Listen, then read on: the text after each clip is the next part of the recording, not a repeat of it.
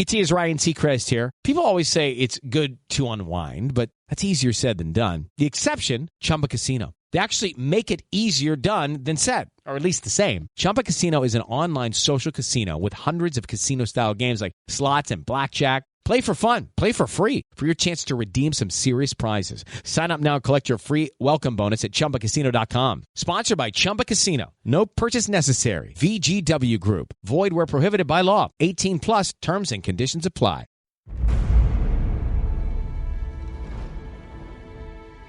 Jerusalén es la ciudad universal, la ciudad elegida, la ciudad santa.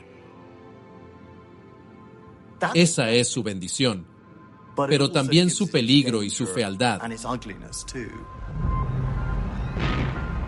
puesto que eso supone la convicción de que debe ser tomada por completo.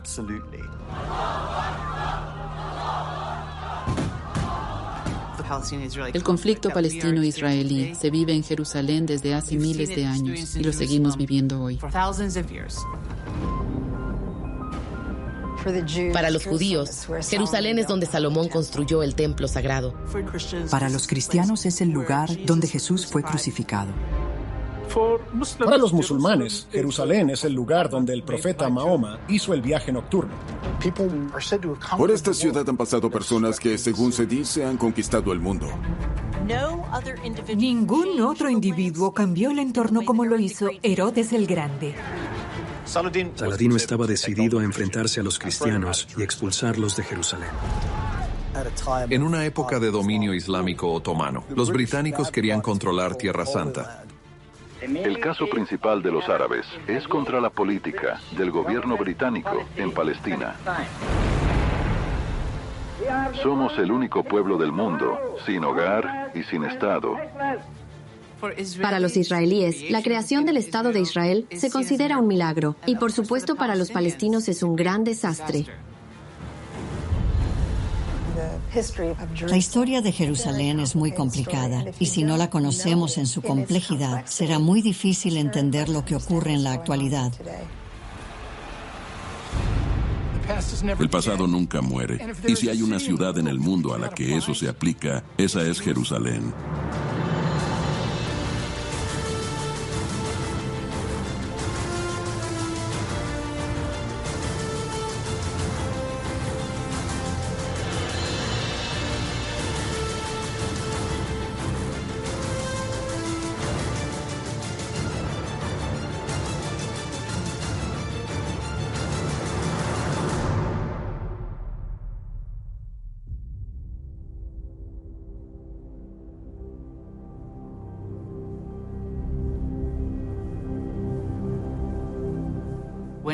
Cuando paseas por la Jerusalén moderna, no se te escapa que estás caminando por un lugar donde ha sucedido una gran historia.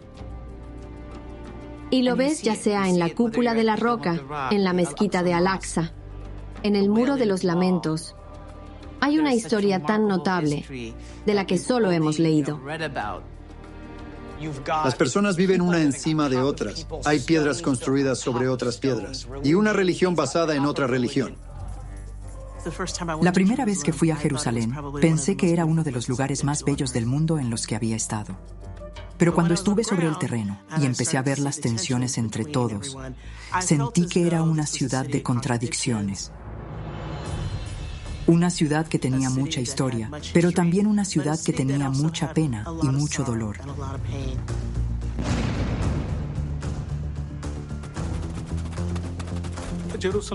Pero Jerusalén, además de su significado religioso, es el centro de la aspiración nacional de dos comunidades, la israelí y la palestina. Eso añade otra capa de complejidad.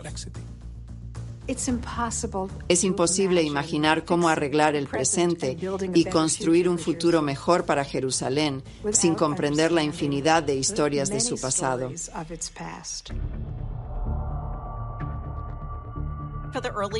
Para los períodos más antiguos, nuestra principal fuente de información es la Biblia hebrea, el Antiguo Testamento.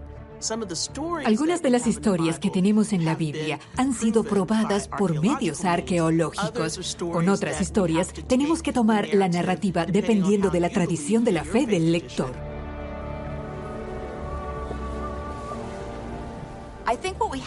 Creo que lo que debemos recordar es que las afirmaciones religiosas son las que han hecho de Jerusalén lo que es.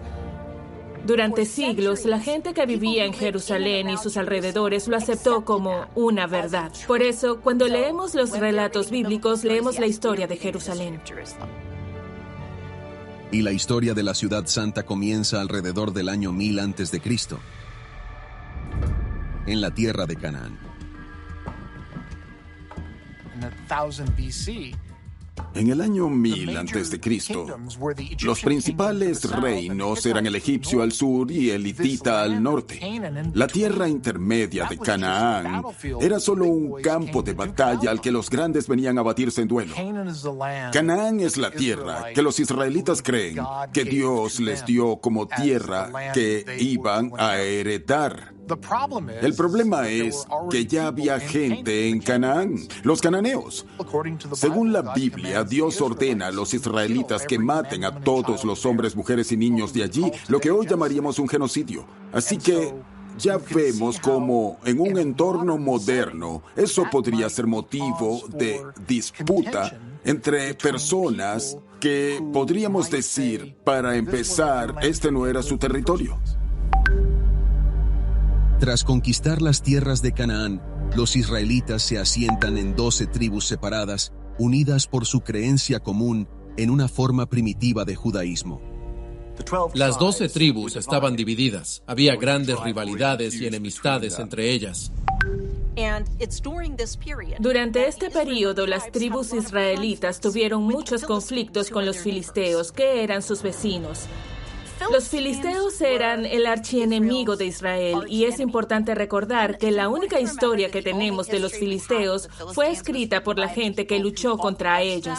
Así que el hecho de que se hayan convertido en una especie de sinónimo de ser groseros e incultos se debe a que todas sus historias fueron escritas por sus enemigos. Pero de hecho eran un pueblo muy sofisticado. Eran expertos con la espada y el escudo, la tecnología y la lucha. Y estaban conquistando todas las ciudades con las que se cruzaban. Marchaban hacia el este, hacia las tierras altas de Judea, y luego tenemos a los israelitas extendiéndose hacia la costa. Valle de Elá, alrededor del año 1000 a.C.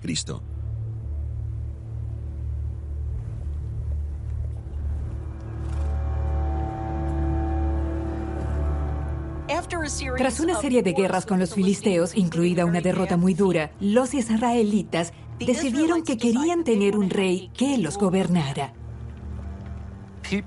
Los pueblos son más fuertes cuando están unidos que divididos. El antiguo Israel se dio cuenta de que mientras fueran tribus separadas, no iban a ser muy fuertes.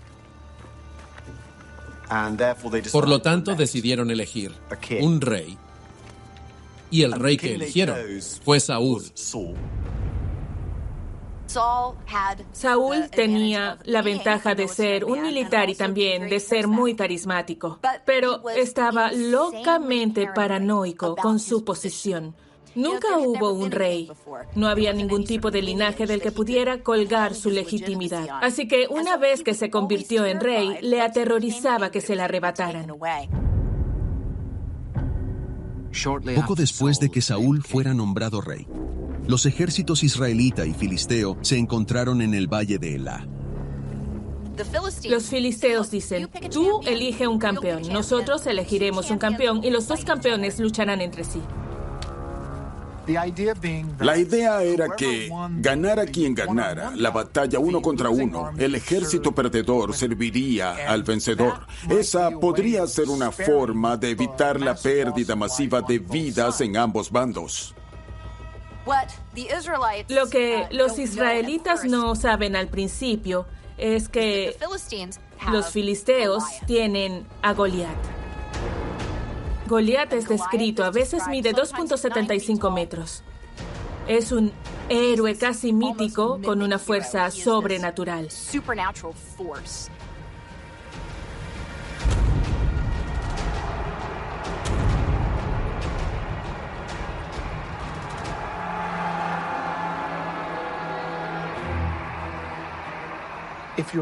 Si eres israelita y sales al campo de batalla y ves a Shaquille, no te sientes muy bien con tus posibilidades. Se supone que Saúl, el rey, va a aceptar el desafío. Saúl no tiene ninguna intención de aceptar el desafío, simplemente no va a hacerlo. Pero hay un israelita que tiene el valor. Un pastor sin pretensiones que está a punto de librar una de las batallas más legendarias de la historia de la humanidad.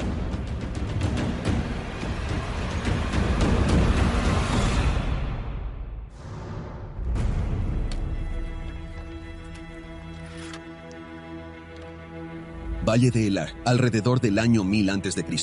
Las 12 tribus del antiguo Israel se unen bajo el mando del rey Saúl y se enfrentan en batalla a los filisteos.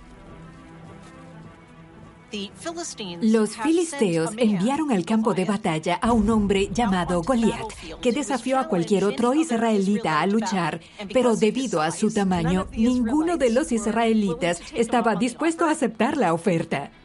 Entonces David entra en la historia.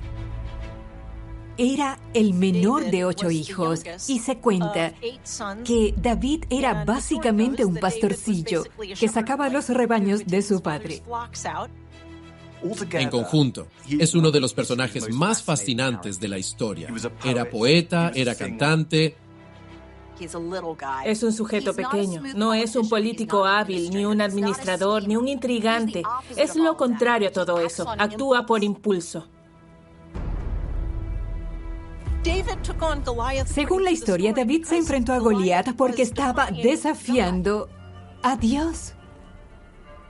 Desafiaba al Dios judío de Israel burlándose de sus ejércitos.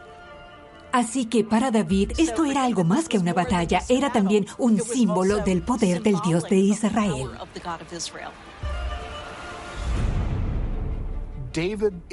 David ni siquiera está en el ejército. Su padre le dice que lleve el almuerzo a sus hermanos que luchan en el ejército de Saúl. Y esta es la imagen que nos describen del niño David. Este chiquillo apuesto que dice, nadie le habla así a mi Dios, y todos los demás le dicen, cálmate viejo, no sabes lo que haces. Pero está dispuesto a morir para proteger el honor de Dios.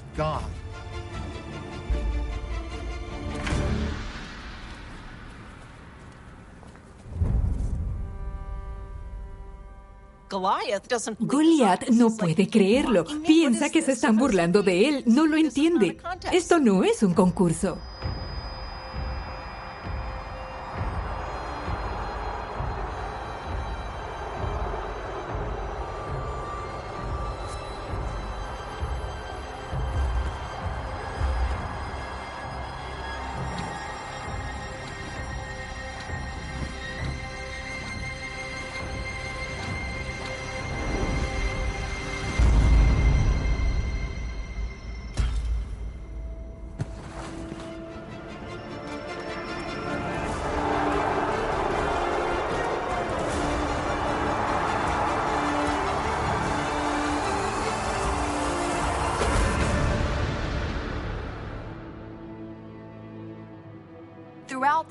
A lo largo de la historia de Israel vemos este tema del remanente, que Dios elige hacer su mayor obra a través de los sobrantes, de los desfavorecidos.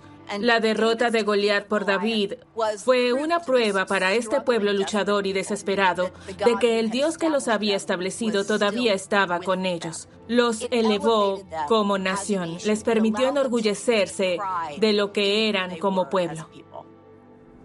Gibea, Canaán.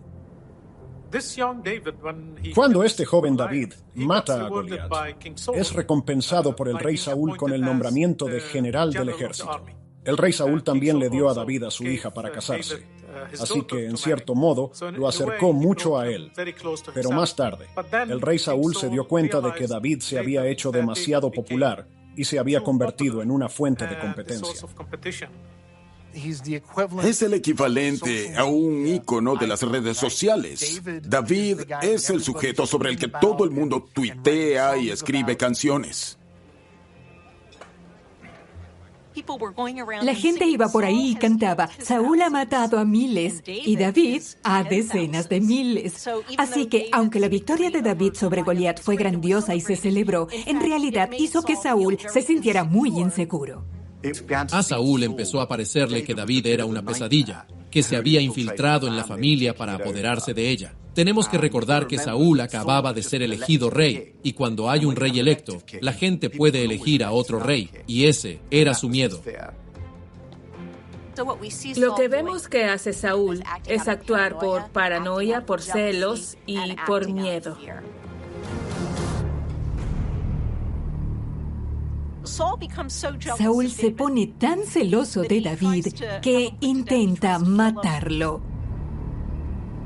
David consigue escapar de los ataques de Saúl, pero se ve obligado a pasar los 2 años siguientes en el exilio.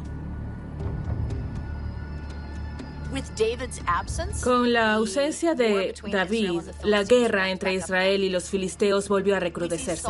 Vemos a Saúl perder y finalmente Saúl monta una batalla desesperada más contra los filisteos y sale tan mal que los hombres de Saúl son expulsados. Sus 3 hijos mueren delante de él y ve venir a los filisteos. Sabe que es el fin, así que se dirige a su escudero y le ruega que lo mate uno de los suyos. Así que el portador de la armadura hace precisamente eso. Luego corre y le dice a David que Saúl ha muerto.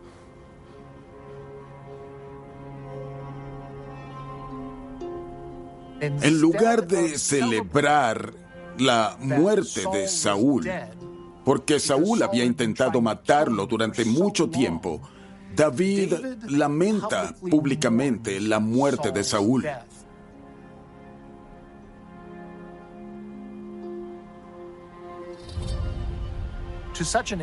Hasta tal punto que mata al portador de la armadura por matar al rey.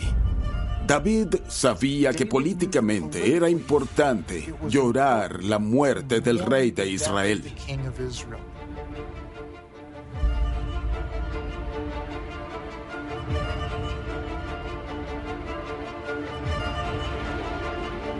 Ahora todo el reino reconoce que solo hay un hombre para dirigirlos.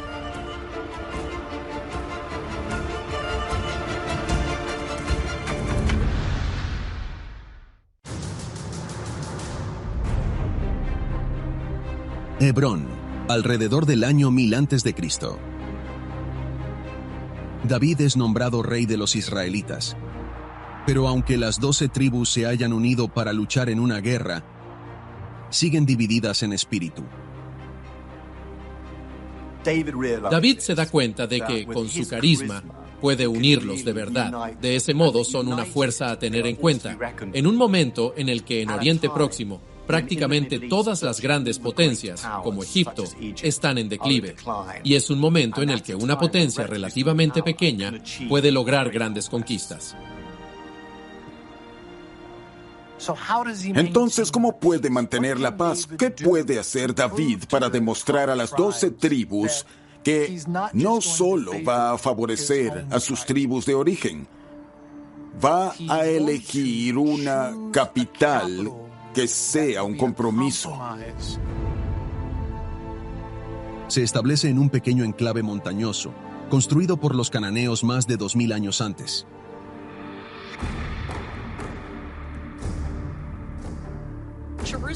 Jerusalén es un lugar especialmente poco prometedor para haber llegado a ser tan importante como llegó a ser. No tiene una ubicación estratégica, ni siquiera está en una vía fluvial como un río o algo parecido.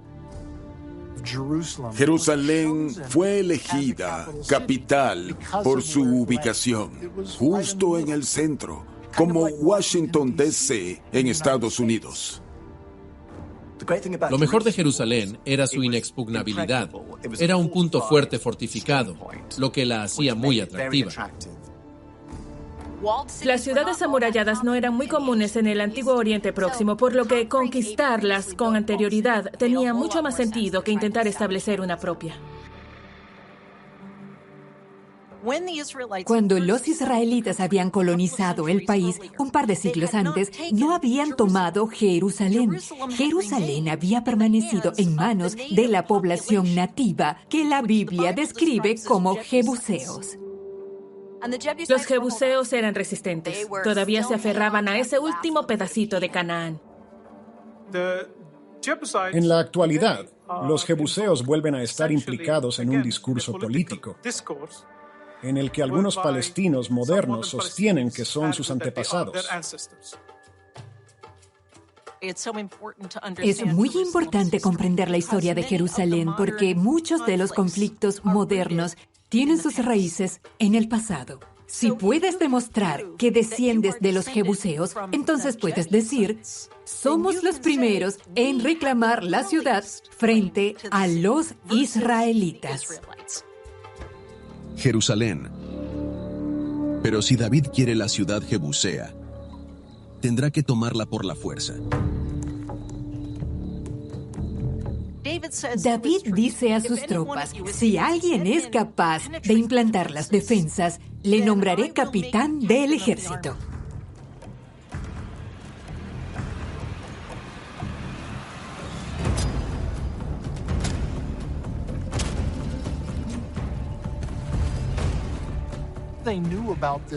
Sabían de un pozo de agua que se adentraba en la ciudad de Jerusalén. Y su general, Joab, se coló por el pozo de agua, abrió las puertas y pudieron entrar y conquistar la ciudad. David quiere asegurarse de que todo el mundo entienda que Jerusalén no es solo la capital política de Israel, sino que también es la capital religiosa de su reino. Así que David lleva el Arca de la Alianza a Jerusalén.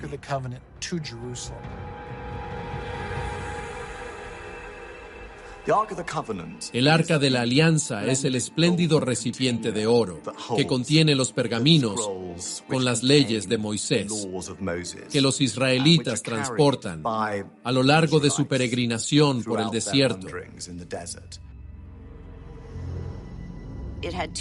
Tenía 2 querubines que se pensaba que estaban en la presencia de Dios montados sobre él, y entre esos querubines había un espacio vacío que representaba la presencia de Dios.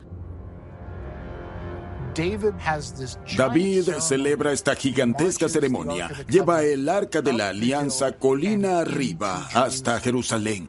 David quiere mostrar al pueblo que ya no es un pueblo nómada. El problema es que antes de trasladar el Arca de la Alianza a Jerusalén, Dios vivía con su pueblo. Después de trasladarla allí, Dios vivía en Jerusalén. Eso solo establece siglos de conflicto venidero sobre este lugar físico. Pero por ahora el Reino Unido prospera. Las 12 tribus rivales encontraron la paz bajo el gobierno del rey David.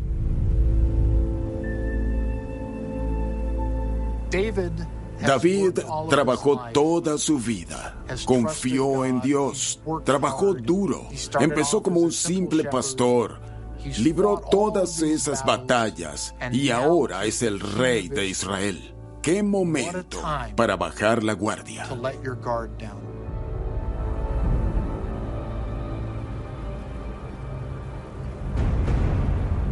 En la cima de su poder, David tomará una decisión que pondrá en peligro todo lo que ha construido.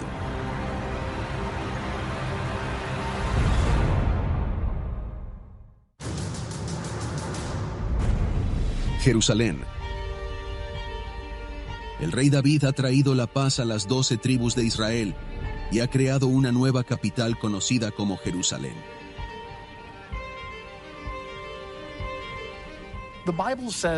La Biblia dice que en la época en que los reyes suelen salir a la guerra, David se quedó atrás. Es casi como si ahora que David ha alcanzado la posición de rey, decidiera que ya es suficiente y bajara la guardia. Es entonces cuando Betsabé entra en su vida.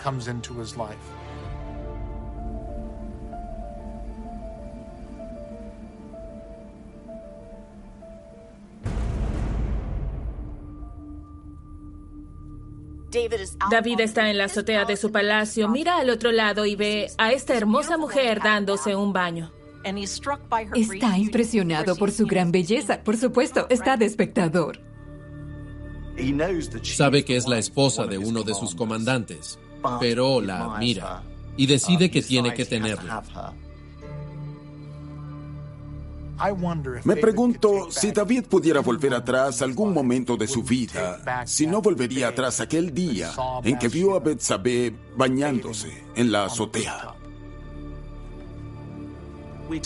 Hablamos mucho de Helena de Troya, pero no hablamos de Betsabé de la misma manera, y quizá deberíamos, porque su belleza inicia una serie de acontecimientos que se vuelven muy problemáticos para el reinado del rey David, y todo por su culpa.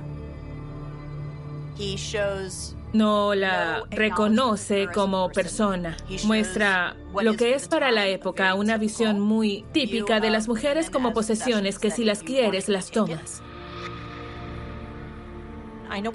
Sé que hoy en día queremos pensar que las mujeres tienen total independencia y todo eso, pero no funcionaba así en el mundo antiguo. Las mujeres eran dependientes. Betsabé no tiene derecho a rechazar al rey cuando la llama. Ella tiene que ir porque es el rey de Israel. Por eso, la narración no nos dice lo que ella siente y lo que piensa.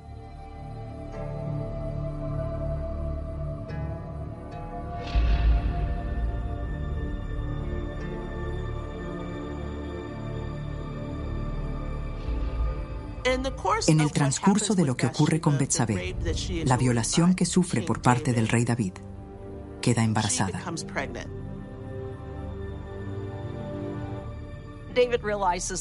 David se da cuenta que tiene un problema, porque el esposo Urías está en la guerra, así que va a quedar claro que Betsabé debe haber tenido una aventura con alguien y, por supuesto, ese alguien era David. Así que decide llamar a Joab, el comandante de su ejército, y le ordena que envíe a Urías al campo de batalla al frente de las tropas de combate y que todos los demás se retiren y lo dejen vulnerable. Entonces todo el fuego enemigo se concentra en Urías y por supuesto muere en la batalla. Y luego David se presenta como consolador de la viuda Betsabé. Así que David prácticamente ordena el asesinato de Urías en la batalla.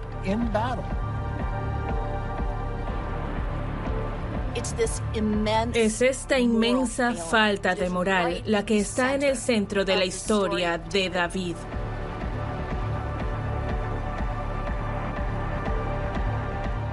Y es el comienzo de su caída como rey de Israel.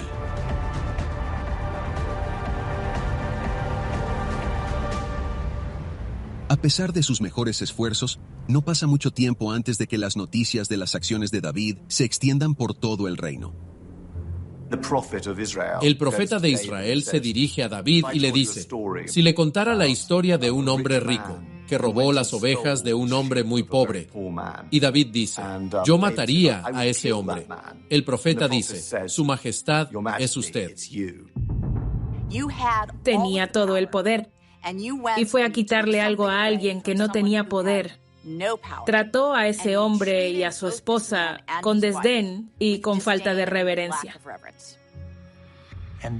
David está aterrorizado porque sabe que Dios sabe que no solo ha cometido adulterio, sino que cometió asesinato.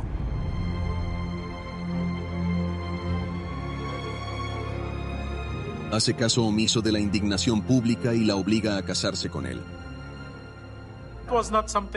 No era algo que sentara bien a mucha gente, especialmente en la corte de David, porque al casarse, creaba una enemistad por parte de las otras esposas de David. Si volvemos atrás y leemos todas estas historias bíblicas, veremos que todos estos hombres tenían muchas esposas y muchos hijos. Al final, el significado de la historia es que la familia personal de David ya no va a tener paz en ella. David va a estar en guerra en sus relaciones familiares y siempre va a haber guerra.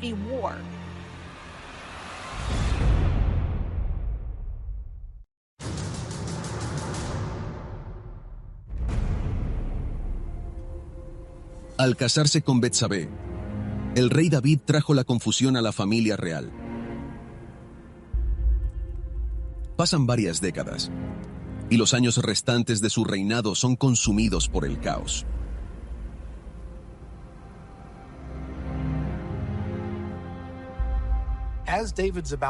Cuando David está a punto de morir, puedes imaginarte al pueblo de Israel preguntándose: ¿qué sigue? ¿Qué sigue para nuestro reino? ¿Qué sigue para Israel? ¿Qué sigue para esta edad de oro?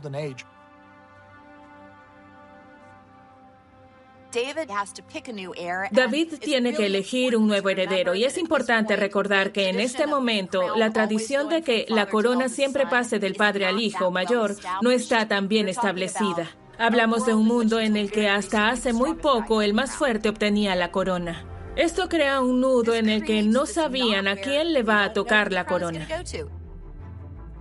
Todas las madres de los diferentes hijos discutían para que sus hijos fueran nombrados reyes. Al igual que los reyes se aliaban, las esposas también lo hacían. Así se aseguraban de que se ocuparían de ellas también. Pero Betsabé era la esposa favorita de David y utilizó su influencia para asegurarse de que David nombrara a su hijo, Salomón, como próximo rey de Israel. Para David, esta es una forma de expiarle lo que hizo. Le quitó a su marido, pero ahora la va a convertir en la reina madre. Su hijo va a gobernar Israel. Tras 40 años gobernando el antiguo Israel, el rey David muere cerca del año 970 a.C. y Salomón ocupa su lugar. Si quieres hablar de un individuo de corazón frío, calculador, manipulador y duro, no busques más allá de Salomón. Salomón no tiene el carisma de David. Eso es algo que queda muy claro en todos los relatos. No tiene la misma capacidad de hacer que todo el mundo le siga por pura fuerza de la personalidad. Se ve astucia política, pero por desgracia no mucha integridad personal en Salomón.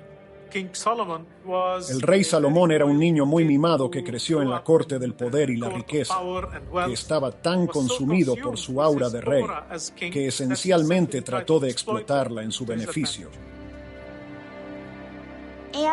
Y tiene que asegurarse de alguna manera de que se aferra al poder. En lugar de hacer lo que habría hecho David y hacer que la gente lo amara, hace lo que haría cualquier otro dictador del antiguo cercano Oriente. Él lleva a cabo una purga.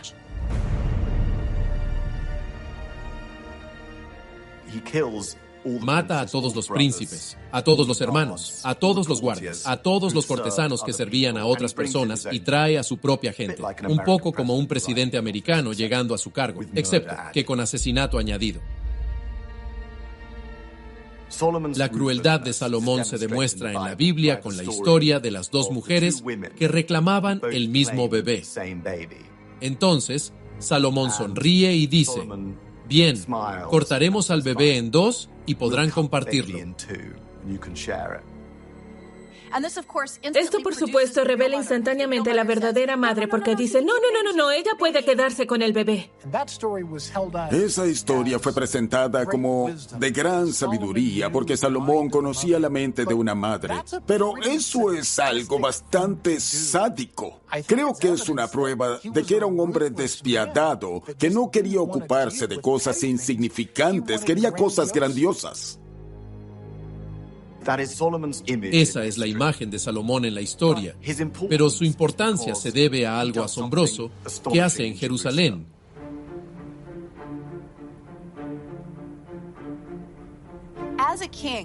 Como rey, Salomón siempre trabaja a la sombra de su gran padre. No tiene la misma oportunidad de distinguirse como un guerrero, ni tampoco la inclinación, pero tiene que distinguirse de alguna manera. El mayor logro de Salomón fue la construcción del Templo de Jerusalén. Se trataba de una casa para el Arca de la Alianza. El padre de Salomón, David, había traído el arca de la alianza a Jerusalén y la había plantado, al parecer, en un alto rocoso que dominaba la ciudad. Salomón construye una casa permanente para el Dios de Israel en lo alto de ese saliente rocoso.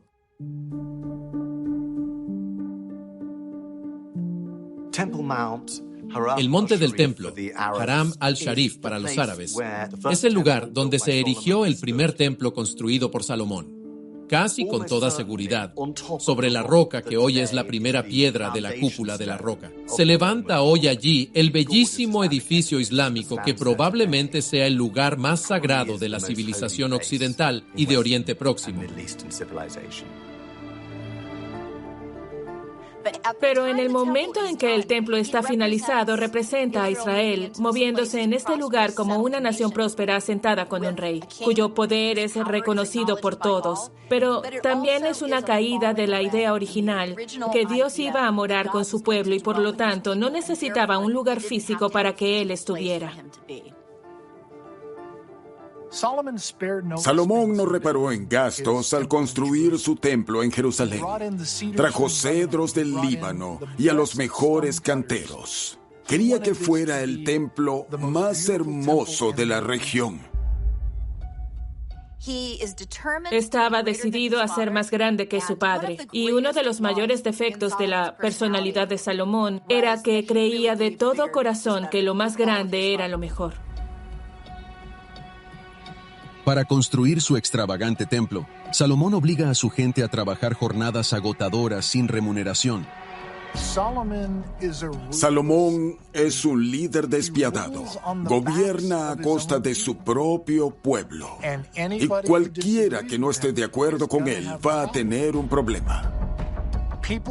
A los líderes así se les llama déspotas. Entonces, todo esto empieza a presionar al rey. Cuando la situación empeora, las insurrecciones no son raras.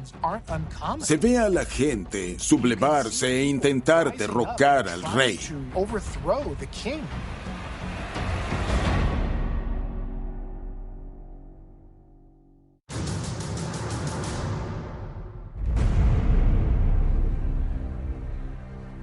El rey Salomón construyó el gran templo judío de Jerusalén, pero a costa de enemistarse con el mismo pueblo al que juró proteger.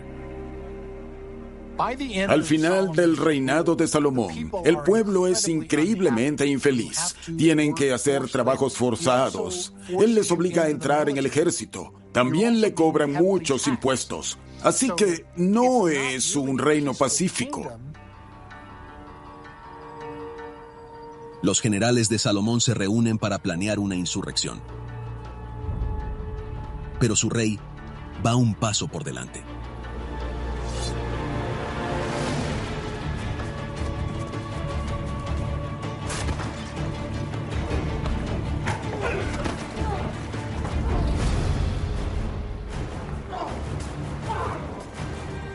Salomón aplasta la rebelión, pero las semillas de la revuelta han sido plantadas. Así que su reinado acabó siendo muy brutal, con muchas revueltas como resultado de sus políticas. Finalmente, en el año 931 a.C., muere el rey Salomón.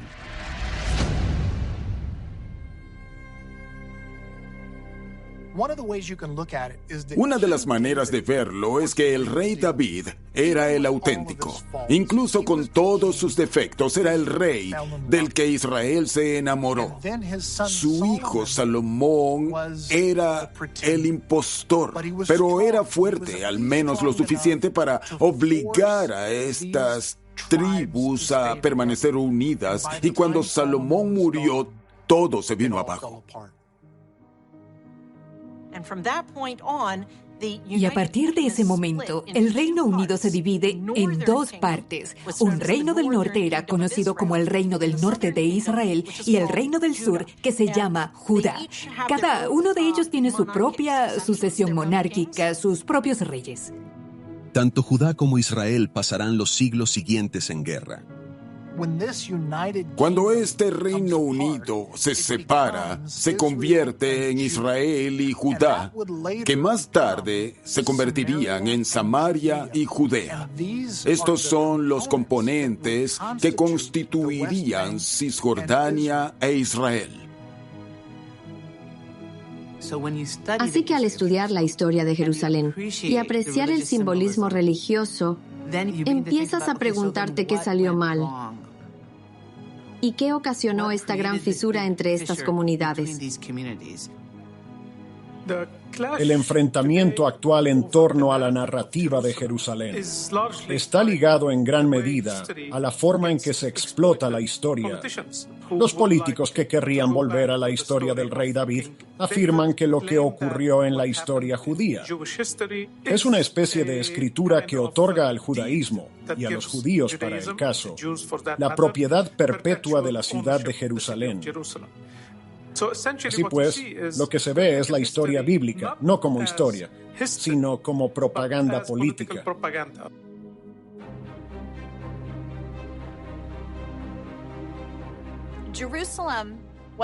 Jerusalén no debía ser solo política, pero vemos una y otra vez en su historia el ascenso de reyes que pueden defender de boquilla el ideal bajo el que se fundó el país, pero que sucumben a la tentación de preservar su propio poder.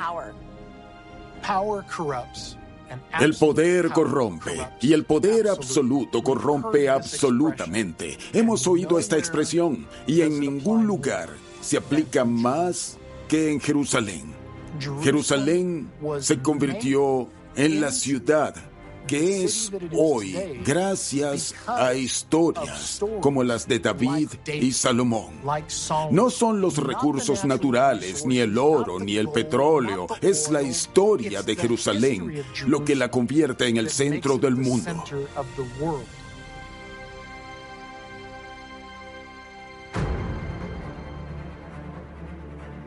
Tras el reinado de Salomón, Jerusalén permaneció sumida en el caos durante siglos. Pero todo cambió cuando una imponente república llegó a las costas de Palestina con un objetivo claro: conquistar el mundo entero.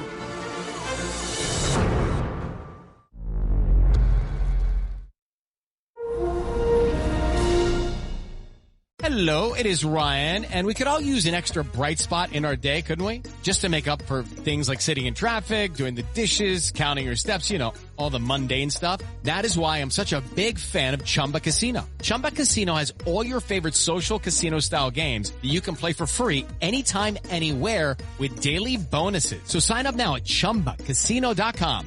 That's ChumbaCasino.com. Sponsored by Chumba Casino. No purchase necessary. VGW Group. Void where prohibited by law. 18+. Terms and conditions apply.